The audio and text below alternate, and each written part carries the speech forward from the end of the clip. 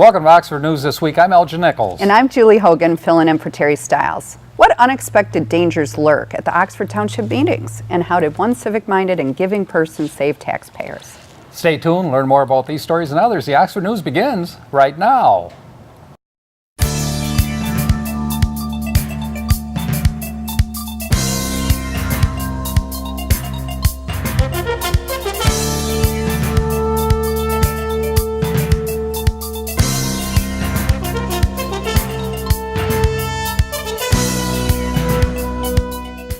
Oxford Village Council President Sue Bassardit is keeping a close eye on taxpayer money, demanding Village Manager Joe Young report on all delinquent water bills dating back to 2013. Are we going to get the water bills that are delinquent water bills, and then also a report on, like, go back to 13 and find out how much we were in arrears? Because I know at one time we were seriously had big numbers and it came down, but if I'm reading the reports I get, we're going back up. Young explained the numbers are slowly improving. They're going to end up on taxes. I mean, if they don't have the money and they come in to have a shut off, they make some kind of arrangement, but then they got to keep it up. It's a constant, some people, not a lot, thank goodness. There aren't that many. We shut off less than half a dozen people whenever we do this because they come through with the money. So we're doing a much, much better. Yes, we always will continue to try to improve it, yes, because we do want people to be current. That's our goal, and then they're down to $288 on average, and some of these are, bigger accounts. They're not residential necessarily. Bassardit feels that many people are having a hard time financially, but still manage to pay their bills. There's a lot of people who have very little money that are paying their water bills on time, and then there's others that just keep rolling it over onto taxes, and I don't think that that's fair either. If we're gonna accept that, then why should anybody in the village be paying a water bill? I'll just let mine go too. When entering the Township Chamber last week, Oxford Township Assistant Clerk Susan McCullen and Oxford TV's Dave Kenny saw what they thought was a clay carving of a snake sitting on the trustee speaker's desk. Being inquisitive, they wanted to see who may have put it there and why. However, when they got a little closer to the critter, its head poked up, and, well, that's when they realized it was a real live snake. The brave pair scooped it up into a wastebasket and took it outside to be released into the wild. As the 16-inch snake slithered away, it was identified as a small rattlesnake. Wow, maybe our Oxford Board of Trustees should put in for hazardous pay. By a vote of 6-1, the Township Board of Trustees voted to build a new community center at the Seymour Lake Park location, but not without clear discussion from Parks and Recreation Director Ron Davis. You got it in your packet, doing what we were directed by this board. So Jim Sharp and I met with Steve Auger, did some walkthroughs out at Seymour, put a proposed budget together for you, again as directed by this governing body, and looking for direction tonight, what your pleasure is. Parks Director Ron Davis presented preliminary plans for a $651,000 facility in which Trustee Kreiderman questioned the funding source. Just to cut through the chase, Buck, it's $651. I have $160,000 in my fund equity. So in order to make this thing work, we need to come up with $651,000 to make this thing work. That's pretty much it in a nutshell. While the center is intended as a full community center, Trustee Jack Curtis demanded clarification regarding the senior consumers. Parks and Recreation, their board evidently authorized or suggested that Seymour Lake Park be the place for this park. As a township trustee, I don't believe that's the place for this park. It's on the opposite total west end of the township. Every time you take a senior out there, the NOTA bus or whatever takes them out there, it's 6 miles from town, 6 miles back. Every time they go out there. This thing needs to be more centrally located. I'm not on that board. I would have made that recommendation if I was on the Parks and Recs board. And Davis explained the facility would include a community center and an improved maintenance facility for parks, equipment, and offices. Oxford is about to lose one of its most dedicated letter carriers. After 33 years, Oxford resident Vicki Haste will retire on October 30th. Not only has Vicki been a reliable letter carrier, she's been a tireless advocate for the letter carrier's food drive program since the 1990s. She's such a promoter of the program, she enlisted her children, Dean, Todd, and Lori, all Oxford High graduates, to help. Now she's enlisted her grandchildren's help as well. By the way, all donations go to the nonprofit Oxford Orion Addison Fish Program to help stamp out hunger. If you see Vicki Haste around the area, tell her thanks. Stortz Roofing, based in Lake Orion, recently donated materials and labor to re-roof the Oxford Village Park gazebo. Savings to Oxford Village taxpayers is about $1,200. In the past, Stortz Roofing has donated labor and materials for the nonprofit organization Christmas in Action, which repairs, cleans, and improves homes for senior citizens, low income, and folks with disabilities. Stortz Roofing has been doing business since 1978. Great community spirit. Thanks, guys. A man went to the Oxford Sheriff's substation to report that his wife traded the family car in on a new one by using falsified letters of income. Further questioning revealed that the man and wife are going through a divorce. Officers told the man the dealership more than likely was the victim. Police filed a report. A report was made by Oxford Village Police that a man hired to work at a local fun run raiser exposed himself to young children. Police were able to interview the suspect and witnesses in the incident. The case is still under investigation. Oh, that's pretty nasty. What's going on in your neck of the Well, woods? I was going to say, maybe, with Halloween they'll be set for... No, that sounds terrible. Oh, Oh, it sounds my like a gosh. horror story, but real life. Well, I hope everything works out okay with that. Yes. But Halloween, are you ready? It is coming up. I hear you set I the know. minefield for the children so that in the No, front yard. Only for my children. So I'm hoping, no, I'm just teasing. What do you give for treats? Oh, whatever the going, whatever my kids say, to be the cool mom, you got to give the really big candy bars, the ones that, You want a really good suggestion? Sure. I give ice cream scoops. Oh, do you really? Kid comes to the door, one ice cream scoop. What's the matter, kid? You want another one? Oh Right? my gosh. That's the way it Well, works. you might not be off base with that. We could end up with snow, Lord knows, for Halloween. So here we go.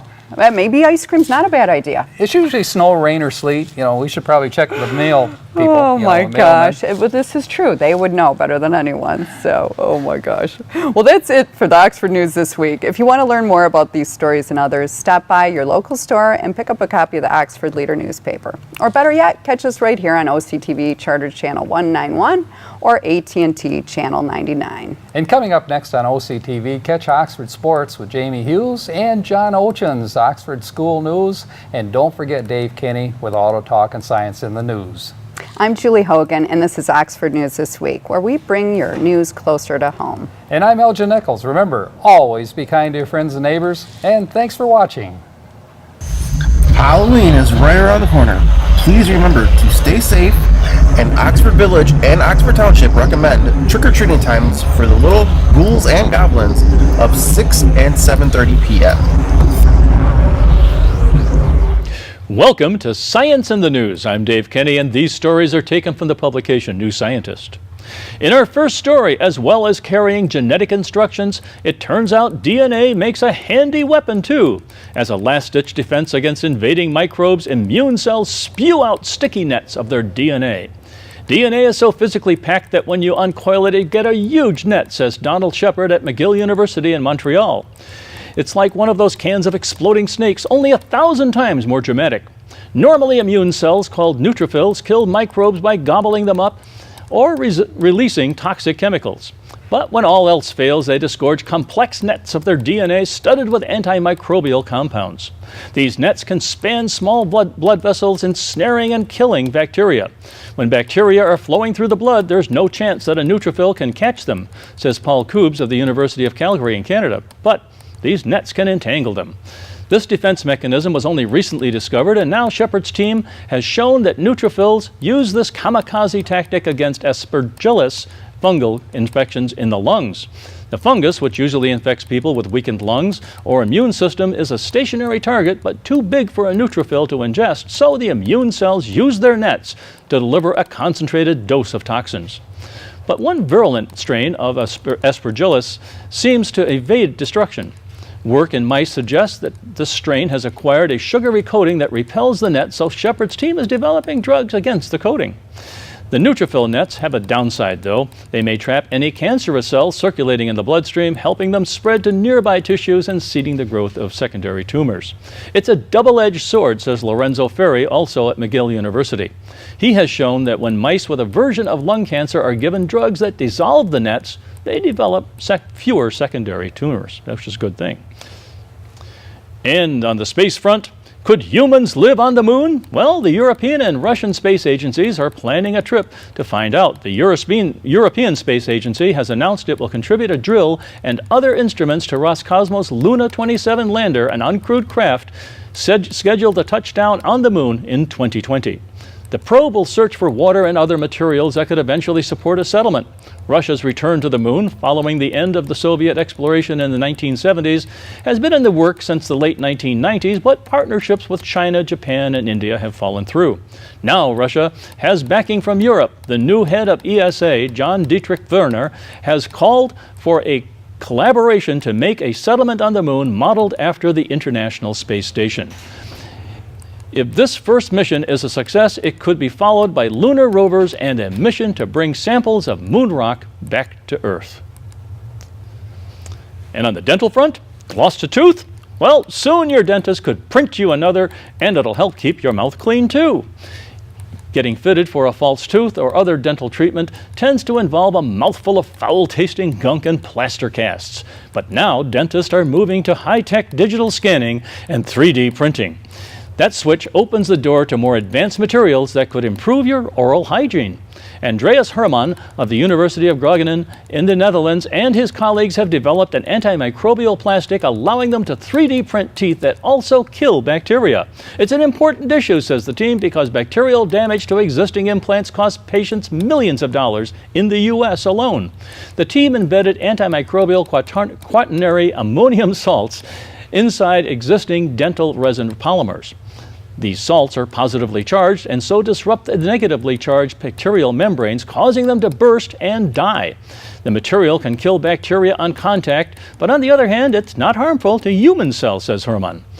Then they put this mix into a 3D printer, hardened it with ultraviolet light, and printed out a range of dental objects such as replacement teeth and orthodontic braces. To test its antimicrobial properties, they coated samples of the material in a mix of saliva and Streptococcus mutans, the bacterium that causes tooth decay. They found the material killed over 99% of the bacteria, compared with less than 1% of the control sample without the added salts. Further tests will have to be done before the material can be rolled out to patients, as the team only left the samples in the saliva and bacteria mix for 6 days. For clinical use, we need to extend this and investigate the compatibility with toothpaste, says Herman. They also need to confirm the plastic is strong enough to use as a tooth, but he thinks it shouldn't take long. It's a medical product with a foreseeable application in the near future, much less time than developing a new drug. Well, that's it for this edition of Science in the News. I'm Dave Kenny. Stay tuned to Oxford Community Television, and we'll be right back after this.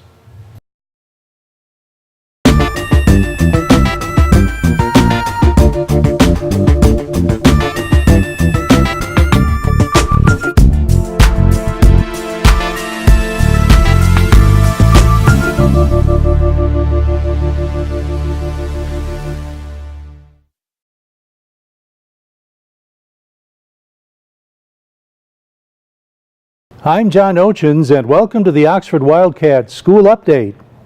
Last week, a practice lockdown drill in Oxford High School turned into something real. Acting on a report from the website meetme.com, Oakland County Sheriff's deputies showed up at the school and removed a 15-year-old student. The Sheriff's Department says the student reportedly made statements on the site about suicide and killing others. No weapons were found on the student or in the locker. They took the teen to the Common Ground Psychiatric Facility for an evaluation and possible placement. The Sheriff's Computer Crime Unit is checking out the student's cell phone. Superintendent Tim Throne comments on a unique aspect of this situation. What has maybe made this so much different than the far majority of other cases is most of the time we are contacting either the local village police or the sheriff's department in regards to something that's happened. or maybe a concern that we have, or something that we want them to investigate. In this case, we knew nothing of the concerns that were brought to us by the sheriff's department, and I'm not saying that's right, wrong, or indifferent. I'm just saying that's what makes this incident so much different, and that we knew nothing of this. The investigation is ongoing. The student is said to be here in the School of Choice program from Pontiac. As we start another school year, our high school kids are starting to think more about what they want to do with the rest of their lives. We dropped by guidance counselor Jeremy LaValle's office to find out more. The students in Oxford start working through a website called Career Cruising starting in 7th grade, and each year the counselors work with them through different activities and surveys and tasks on there that helps them to identify possible career goals and then to better learn about what steps they need to take to achieve those career goals. So, is college required for the career they want? If so, what colleges offer the programs or degree plans that lead toward that? And then what steps do you have to take to get into those colleges that will ultimately lead you to the career that you have chosen? So as you go into your junior year, how do you start to narrow it down? For juniors in particular, we help them to start identifying which colleges they'd like to explore more thoroughly, get them information about those. They can compare them side by side. We have colleges come out here to the building and give presentations. We communicate that to the students, encourage them to come listen to the recruiters and admission advisors present. Students are allowed to go and visit on campus either on the weekend or during the school day if they take the steps to do a prearranged college visit absence. We want them to spend a lot of time being thoughtful about where they would like to go after high school and then carefully work the plan to make that a reality. But what if you're just not sure? For students that are a little more unclear, there are surveys that we will have them complete that can identify some interests, some areas that might be of interest to them, and then we can explore those a little more carefully. We encourage them to take a wide variety of courses while they're here at the high school, dabble in engineering or business or art or radio, TV, and film production, what have you, to get a feel for some of the different things that are out there. We have OTEC that some of our juniors and seniors attend for a portion of the day that offers some more specific vocational and career focused education. And so through those steps, students are able to kind of fine-tune their interests and then progress on to the next level after graduation. We'll have more on schooling around. The Summer Math Club got together last week to give out some awards. These Oxford Elementary kids are under the guidance of teacher Stephanie Niemi. She gives us some background. The Summer Math Club originated when we as teachers at OES really felt that we wanted to be able to provide students with something over the summer to help prevent that summer slide with math. So because we had already had a reading program where kids did extra reading over the summer, we thought that we would pilot a math program using the MobyMax math program online that we use here at OES, and use that to help kids keep up with their math over the summer. Student Adriana Rayo had the most math minutes for last summer. We asked her about that. My teacher, Miss Niemi, she said that 5th grade was a big slide for math, and so I wanted to work and improve on my math so I can do good over 5th grade. Many of these kids also won a place in the summer reading program we talked about last week. Way to go. That's the Oxford School Update for this week. Jamie Hughes is up next with sports. This is Oxford Community Television, keeping it local.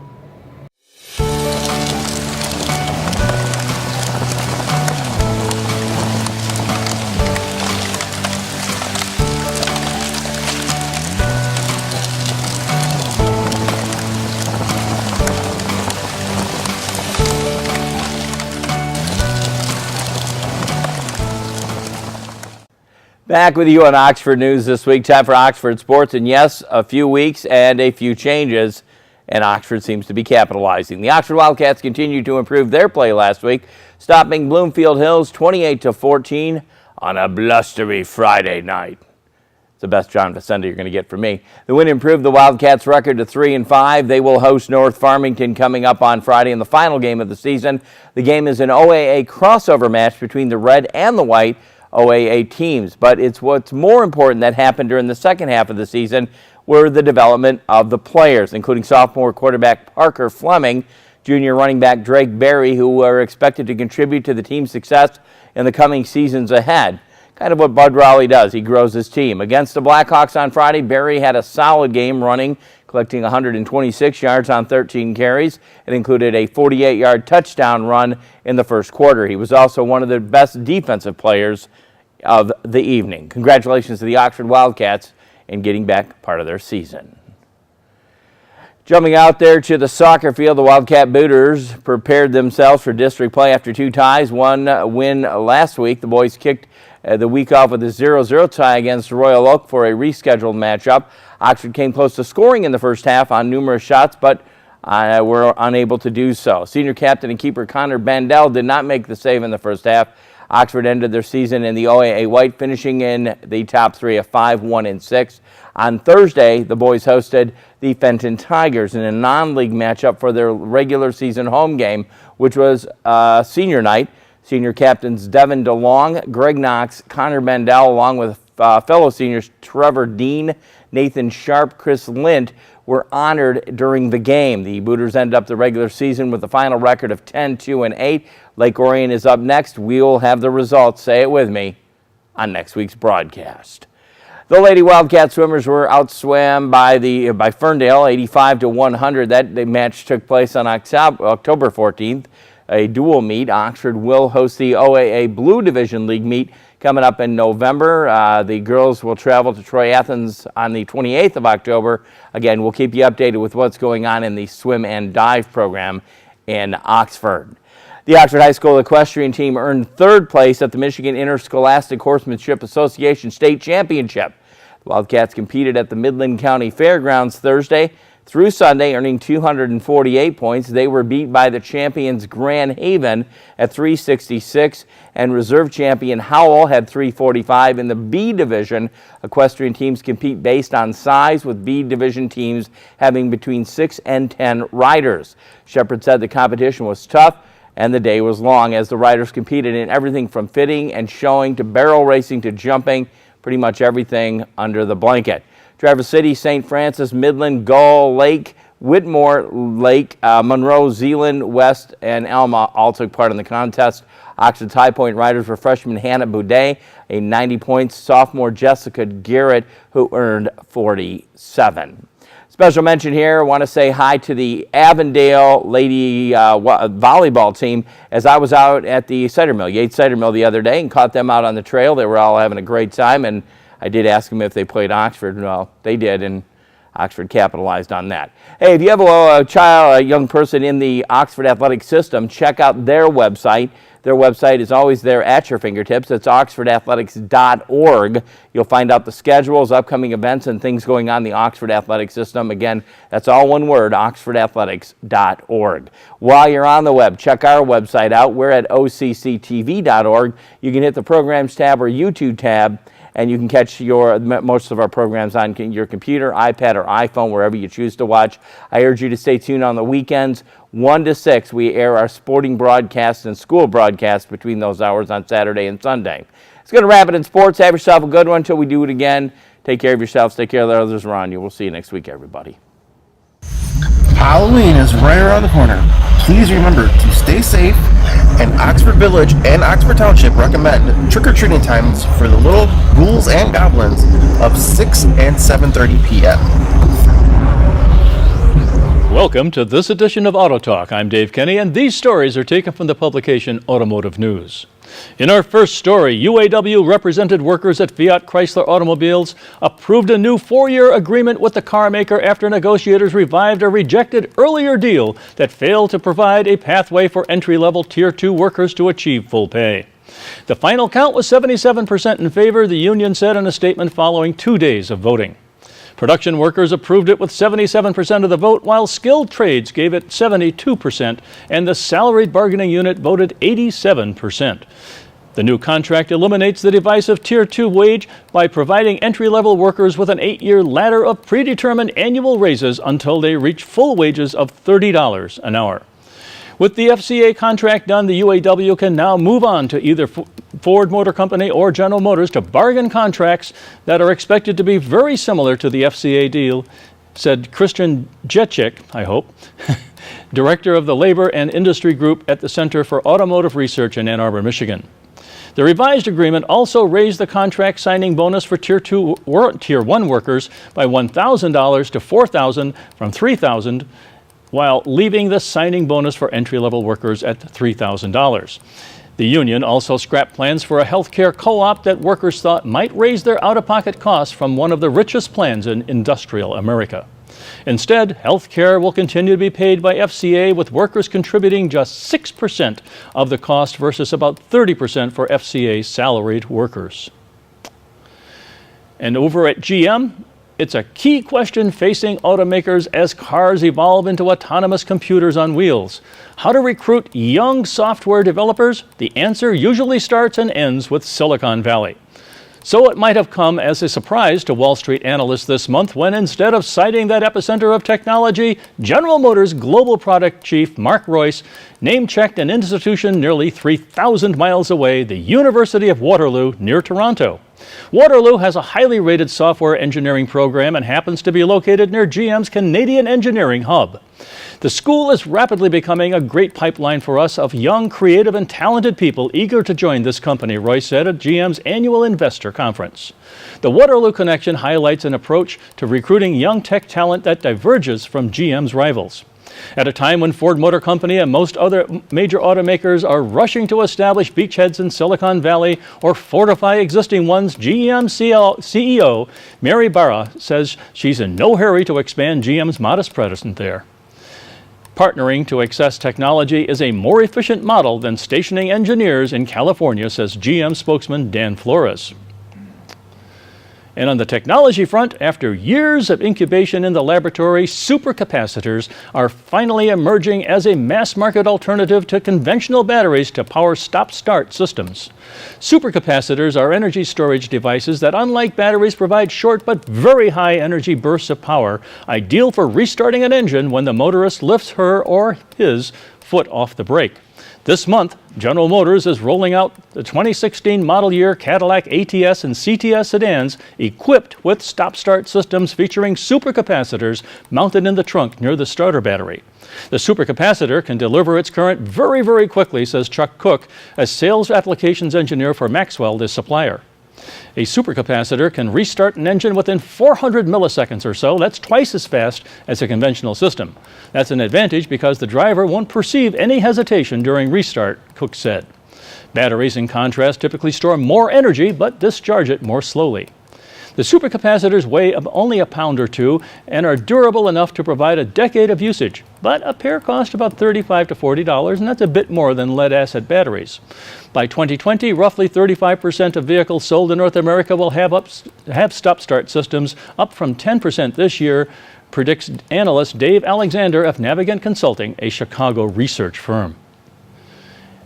And on the recall front, Toyota Motor Corporation says it will recall about 6.5 million vehicles worldwide to fix power window switches that may short-circuit and potentially lead to a fire. About 2.7 million of the recalled vehicles are in North America, 1.2 million in Europe, and 600,000 in Japan. The recalled models include the Yaris Vitz, Corolla, Camry, Matrix, RAV4, Highlander, Tundra, Sequoia, and Scion XB. Toyota dealers will inspect the switch and apply heat-resistant grease, a process that will take about 45 minutes. The internal circuit board will be replaced if the switch isn't operating normally, the company said. The recalled vehicles manufactured outside Japan were produced between August of 2005 and August of 2006, and January of 2009 and December of 2010. Those made in Japan were produced between January of 2005 and August of 2006, and August 2008 and June 2010. Well, that's all for this edition of Auto Talk. I'm Dave Kenny. Stay tuned to our station. May the wind be at your back as you cruise down life's highways.